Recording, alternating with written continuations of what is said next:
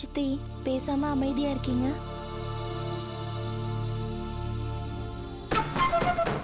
அபி, உன் சித்தப்பாவை பத்தி நல்லா தெரிஞ்சவ நீ.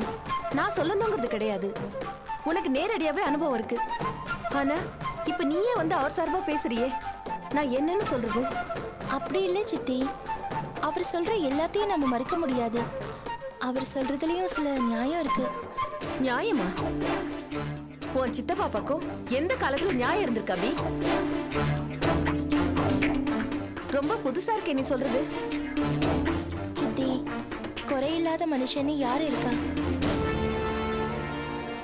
சித்தப்பா கிட்ட குறை இருக்கு, நான் இல்லைன்னு சொல்லலையே. ஆனா அதுக்காக நம்ம முழுசா அவரை ஒதுக்கிட முடியுமா? உனக்கு என்ன பைத்தியமா பிடிச்சிருக்கு அபி? உனக்கு அவர் என்னெல்லாம் தொந்தரவு கொடுத்திருக்காரு, என்னென்ன கொடுமைகள் எல்லாம் செஞ்சிருக்காரு, அதெல்லாம் ஒரேடியா நீ மறந்துட்டியா?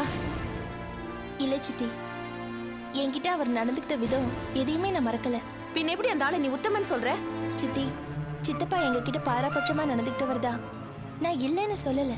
எங்க குடும்பம்னா அவருக்கு எப்பவுமே பிடிக்காதுதான்.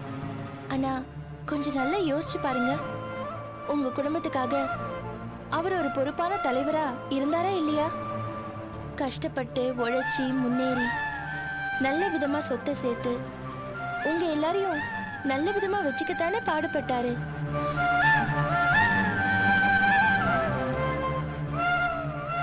எவ்வளவு உழைச்சிருப்பாரு, சரியா தூங்காம சாப்பிடாம எவ்வளவு தூரம் கஷ்டப்பட்டிருப்பாரு. எல்லாமே உங்களுக்காக தானே சித்தி. அது உங்களால இல்லைன்னு சொல்ல முடியுமா? அபி, நீ என்ன பேசுற? அந்த மனுஷன் பொறுப்பான ஆளா? நீயும் நானும் அவ்வளவு கெஞ்சியும் கேட்காம என் பொண்ண பாழங்கிணத்துல தள்ளிட்டானே, அந்த ஆளு பொறுப்பான ஆளா? அது அவரையும் மீறி நடந்து தப்பு சித்தி. ஆனா அவரோட நோக்கம் என்ன? யாருக்குமே கிடைக்காத ஒரு உயர்ந்த வாழ்க்கை சுமதிக்கு கிடைக்கணும், அவ சிங்கப்பூர்ல போய் நல்லபடியா வாழணும் தானே அவர் ஆசைப்பட்டாரு.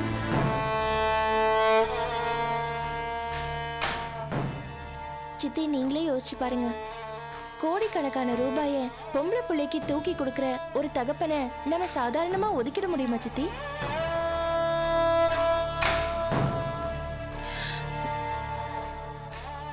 சரி, இவர் கூட பிறந்து எங்களையெல்லாம் தவிக்க விட்டுட்டு போனாரே எங்க அப்பா, அவர் கூட சேர்த்து வச்சு நீங்க யோசிச்சு பார்த்தா உங்க வீட்டுக்காரர் எவ்வளவு பொறுப்பானவர்னு உங்களுக்கே புரியும். இல்ல அபி, நீ ரொம்ப நல்லவ, அதனால அவரோட நல்லதை மட்டும் நீ பாக்குற, அத நீ பெருசா பேசுற. அந்த மனுஷனோட அகங்காரம் தான் நாங்க இந்த கதிக்கு ஆளாயிருக்கோம். என் மகளோட வாழ்க்கையை கெடுத்த பாவி அவன். அவரோட மறுபடியும் போய் என்னால வாழ முடியாது. இல்ல சித்தி, ப்ளீஸ் அப்படி சொல்லாதீங்க. உங்க குடும்பத்துக்காக உழைச்சிருக்காரு அவரு, இப்போ நில குலைஞ்சு கிடக்குறாரு. இப்பதான் நீங்க அவருக்கு பக்கபலமா இருக்கணும். நீங்க வீட்டுக்கு போனாதான் அவருக்கு ஆறுதலா இருக்கும் சித்தி. முடியாது அபி, என்னால போக முடியாது.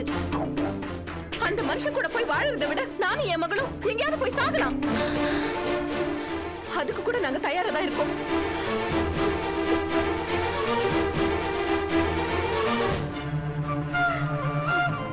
ஏன் சித்தி இப்படி பைத்தியக்காரத்தனமா பேசுறீங்க? வேற எப்படிமா பேசுறது? எனக்கு என் சுமதி மட்டும்தான் முக்கியம், மத்த எதுவும் எனக்கு முக்கியம் கிடையாது. என்னோட மக குணமாகணும், அது மட்டும்தான் எனக்கு இப்ப வேணும். சித்தி, சரி சரி சரி, அழாதீங்க. இது பாருங்க, சுமதி குணமாயிடுவா, அது என்னோட பொறுப்பு. நீங்க ஒண்ணும் கவலைப்படாதீங்க, நீங்க இங்கே இருங்க. அழாதீங்க சித்தி, ப்ளீஸ். நீங்க இங்கே இருங்க.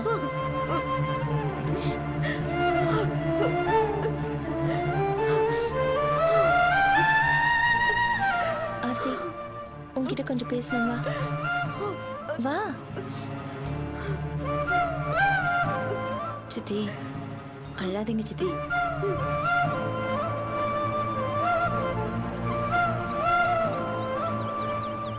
என்னக்கா?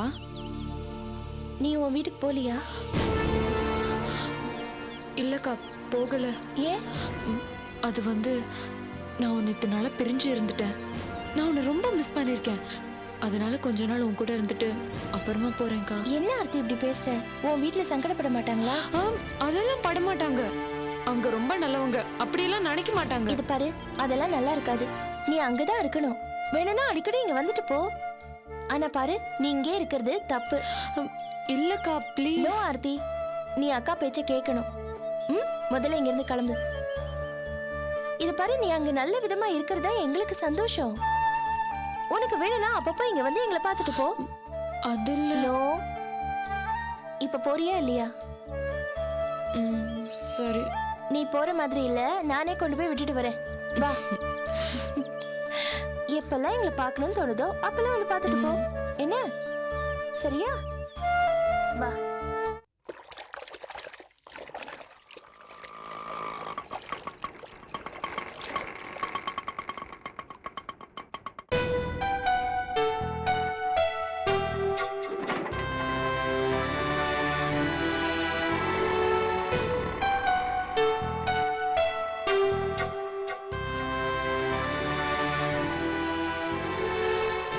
வாமா அபி.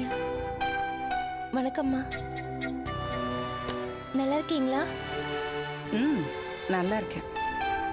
ஆர்த்தியை கொண்டு வந்து விட்டுட்டு போலான்னு தான் வந்தேன்.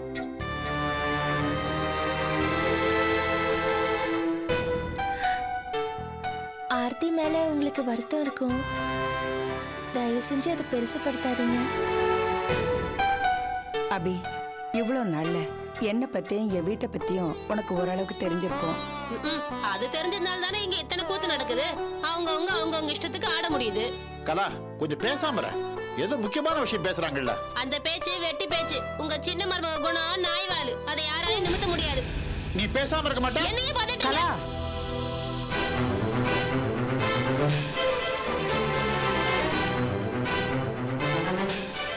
இத பாரு அபி, ஆர்த்தி விஷயத்துல நாங்க எவ்வளவோ விட்டு கொடுத்து நடந்தோம். என் பையன் ஆரம்பத்துல ஒரு தப்பு பண்ணிட்டான். அதனால ஆர்த்தி மனசு நோக கூடாதுன்னு எவ்வளவோ பொறுத்து போனோம். உனக்கே நல்லா தெரியும், எத்தனையோ முறை ஆர்த்தி என் மகனை தூக்கி எறிஞ்சு பேசியிருந்தாலும் அதையெல்லாம் மனசுல வச்சுக்காம ஆர்த்தி கிட்ட அன்பாதான் நடந்துகிட்டோம். ஆனா அபி, ஒரு விஷயத்தை நீ நல்லா யோசிச்சு பார்க்கணும். உன் தங்கச்சியை யோசிச்சு பார்க்கணும். ஆணோ பொண்ணோ கல்யாணம்னு எதுக்கு பண்ணிக்கிறோம்? புருஷன் பொண்டாட்டியும் சேர்ந்து வாழ்ந்து குழந்தை குட்டின்னு பெருகிறதுக்காகத்தான். அந்த அடிப்படைய நாம எவ்வளவுதான் படிச்சிருந்தாலும் வீம்பு பண்ணாலும் அதை மறக்கலாமா அபி? யோசிச்சு பாருமா. கல்யாணம் பண்ணிக்கிட்டு காலேஜுக்கு போய் படிக்கிறேன்னு சொன்ன ஆர்த்திய சரிம்மா போய் படின்னு நாங்க அனுப்பல. நாங்க அனுசரிச்சு போற மாதிரி ஆர்த்தியை அனுசரிச்சு போறதானே நியாயம். அம்மா, நீங்க சொல்றது எல்லாமே சரிதான். ஆர்த்திக்கு ஒரு விதமான குழப்பம், சங்கடம் எல்லாமே இருக்கு. படிப்பு மேல அக்கறையும் இருக்கு. அவ மனசு இன்னும் குழந்தை மாதிரிதாம்மா. அந்த குழப்பத்தினால அவ சில தவறுகளை செஞ்சிருக்கலாம். ப்ளீஸ் நீங்க பொறுத்து போங்க. நாங்க பொறுமையாதாம இருக்கோம். ஆனா அந்த பொறுமைய உன் தங்கச்சி புரிஞ்சுக்கணும். புருஷனை மதிக்கணும். அவங்க கூட சேர்ந்து நல்லபடியா வாழணும். நம்ம அக்கா கூட இப்படிதானே இருக்கான்னு அவ ஒண்ணு தப்பான உதாரணமா எடுத்துக்க கூடாது.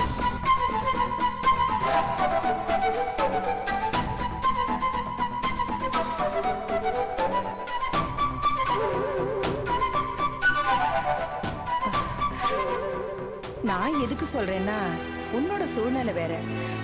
நீ இப்படி இருக்கிறதுக்கு காரணம் வேறையா இருக்கலாம். ஆனா அது சரியான உதாரணமா எடுத்துக்கிட்டு ஆர்த்தி உன்ன மாதிரி ஆயிடக்கூடாது இல்லம்மா. என்ன நீங்க என்ன பத்தி என்ன வேணாலும் சொல்லுங்க. எதுக்கு அக்காவை பத்தி? ஆர்த்தி, ஷ். அம்மா, நீங்க சொன்னதை நான் சரியா புரிஞ்சுக்கிட்டேன். நீங்க தெரிஞ்சோ தெரியாமலோ இப்படிலாம் சொல்லிட்டீங்க, பரவாயில்ல. ஆனா நீங்க சொன்னதெல்லாம் ஆர்த்திக்காக தானே எனக்கு நல்லாவே புரியுது. ஆனா ஆர்த்தி கண்டிப்பா என்ன மாதிரி இருக்கவே மாட்டா. அபி, நான் வந்து இல்லம்மா, நான் உங்களை தப்பா நினைக்கல. நீங்க பேசுறது எதார்த்தம். யாரா இருந்தாலும் இப்படிதானே பேசுவாங்க. நீங்க பேசுறதுக்காக நான் எதுவுமே வருத்தப்படவே இல்லை. சொல்ல போனா நீங்க எனக்கு சில விஷயங்களை உணர்த்திருக்கீங்க. என் தங்கச்சியும் தப்பு பண்ணா, ராஜேஷும் தப்பு பண்ணிருக்காரு. ஆனா என்ன, ராஜேஷ் முதல்லயே தன் தப்ப உணர்ந்தாச்சு. ஆர்த்திக்கு இப்பதான் தன் தப்பு புரிஞ்சிருக்கு.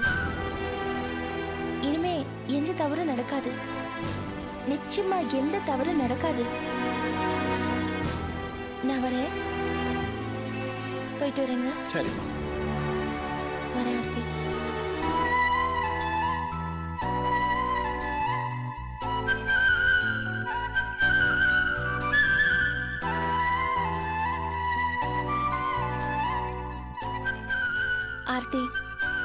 இப்போவாவது நீ சில விஷயங்களை உணர்ந்து நடந்துக்கோ.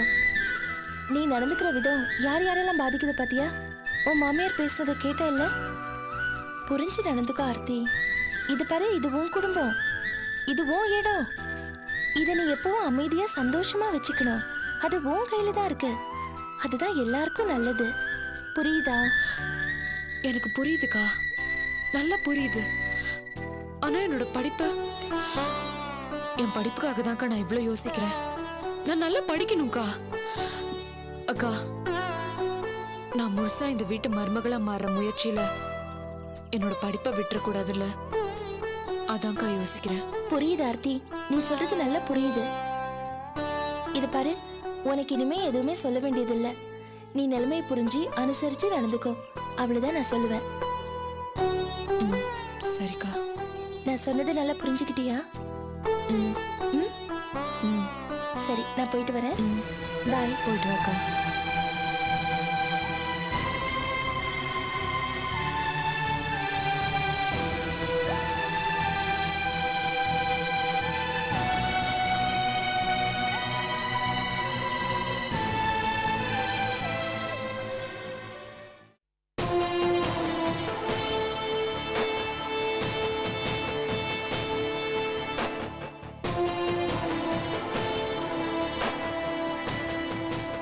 யோ பவுன, அண்ணே இன்னைக்கு அவன் மேட்ரு முடிஞ்சிடும்ல? கண்டிப்பா முடிஞ்சிடும்ண்ணே. எல்லா ஏற்பாடும் ரெடியா இருக்கு.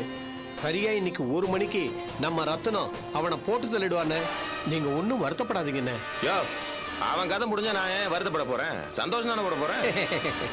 அது இல்லைண்ணே, டோன்ட் ஒரி, காரியம் கச்சிதமா முடிஞ்சிடும்னு சொல்ல வந்தேன். சரி, எதுக்கு நான் அவன்கிட்ட பேசிடுறேன். அப்பதான் ரத்னம் தெம்ப வேலையை முடியும். நம்ம ஆள் ஒருத்தனை ஜெயிலுக்கு வெளியில் நிக்க சொல்லு. மேட்ரு முடிஞ்ச உடனே தகவல் சொல்லு.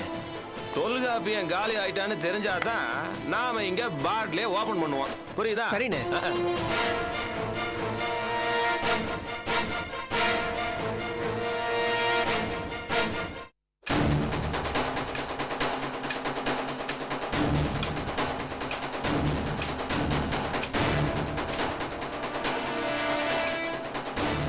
ரத்னம்,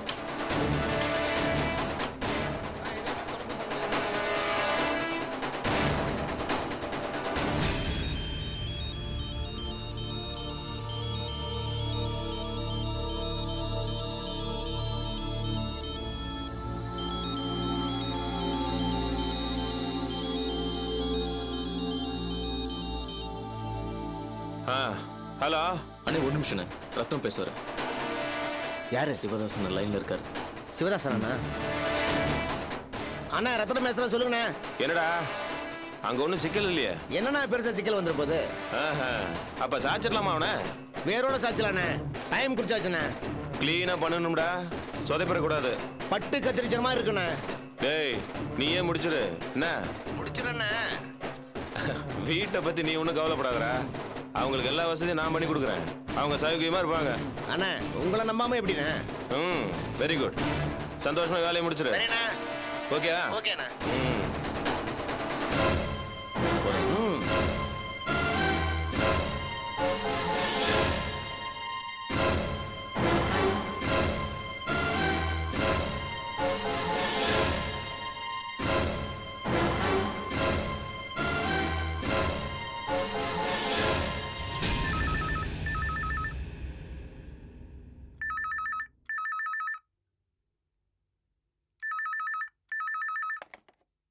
ஹலோ, இது அபய ஆஃபீஸுங்களா? ஆமா, நீங்க யாரு? ஐயோ, அது எதுக்குங்க? நான் யாருன்னு சொன்னாலும் உங்களுக்கு தெரியாது. நான் சொல்றத கவனமா கேளுங்க.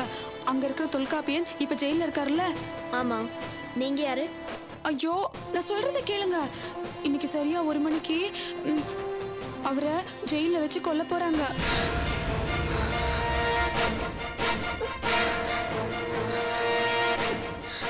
ஹலோ ஹலோ, என்ன சொல்றீங்க?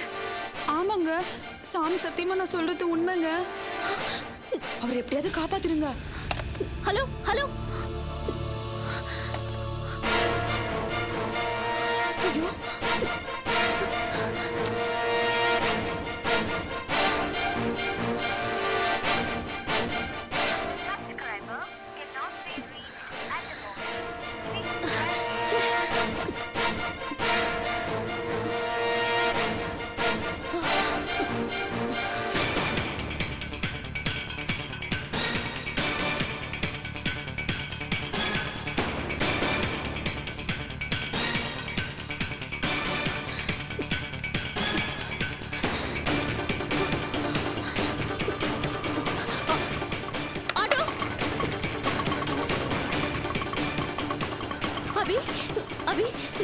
தொல்காப்பியனை யாரும் ஜெயில வச்சு கொலை பண்ண போறாங்களாம். என்ன சொல்றீங்க? புரியுற மாதிரி சொல்லுங்க. இல்ல அபி, யாரோ ஒரு பொம்பளை ஃபோன் பண்ணா. கொலை பண்ண போறதா சொல்லிட்டு போனை கட் பண்ணிட்டா அபி. ஐயோ, பயமா சரி வாங்க ஜெயிலுக்கு போய் பாப்போம் வாங்க. சென்ட்ரல் ஜெயிலுக்கு போங்க, சீக்கிரமா போங்க.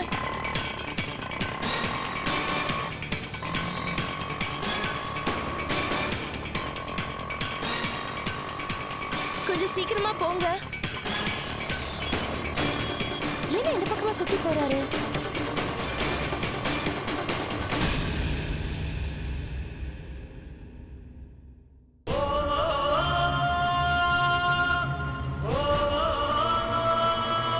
கொஞ்சம் வேகமா போங்க.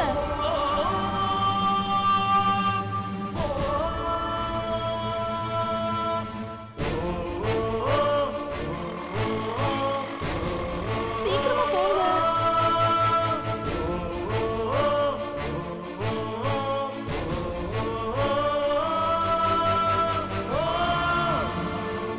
டேய் என்ன கவனிச்சியா தொல்காப்பியன் வரிசையில் நின்ட்டான். அப்பா நான் கிட்ட போய் ஆரம்பிச்சிடறேன். ஐயோ வாட்ச் டைம் என்ன ஆச்சு? தெரியலையம்மா. என்ன ஆச்சுங்க? இப்படி வந்து நிப்பாட்டிட்டீங்க வண்டிய? என்னம்மா பண்றது? சிக்னல் ஒண்ணும் இல்ல. ஐயோ